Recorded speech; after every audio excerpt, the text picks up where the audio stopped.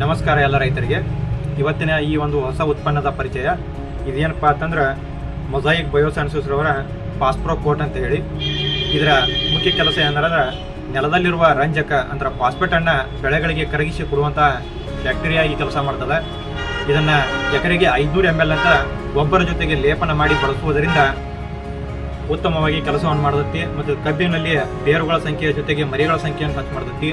ಮತ್ತು ಇದ್ರ ಜೊತೆಗೆ ಕಬ್ಬಿನ ಗಣಿಕೆಯನ್ನು ಹಿಗ್ಗಿಸುವಂತಹ ಕೆಲಸವನ್ನು ಇದು ಮಾಡತೈತಿ.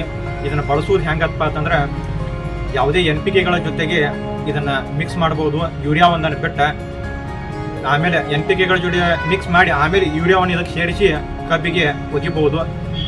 ಅರಿಶಿನ ಬೆಳೆಗಾರರು ಇದನ್ನು ತಳಗೊಬ್ಬರದ ಜೊತೆಗೆ ಮಿಶ್ರಣ ಮಾಡಿ ಕೊಡುವುದರಿಂದ ಅರಿಶಿನದ ಬೆಳವಣಿಗೆಯ ಜೊತೆಗೆ ಬೇರುಗಳ ಉತ್ತಮವಾದ ಬೆಳವಣಿಗೆ ಮತ್ತು ನೆಲದ ಜೊತೆಗೆ ಅದು ಸೆಟ್ ಆಗಲಿಕ್ಕೆ ಹೆಲ್ಪ್ ಮಾಡ್ತದೆ. ಮತ್ತು ಅರಿಶಿನದ ಗಡ್ಡೆಯ ಬೆಳವಣಿಗೆಯ ಸಮಯದಲ್ಲೂ ಕೂಡ ಇದು ಉತ್ತಮವಾಗಿ ಕೆಲಸವನ್ನು ಮಾಡತೈತಿ. ಇದನ್ನು ಸರಿಯಾಗಿ ಬಳಸುವುದರಿಂದ ಉತ್ತಮವಾಗಿ ಕೆಲಸ ಮಾಡುತ್ತದೆ. Thank you.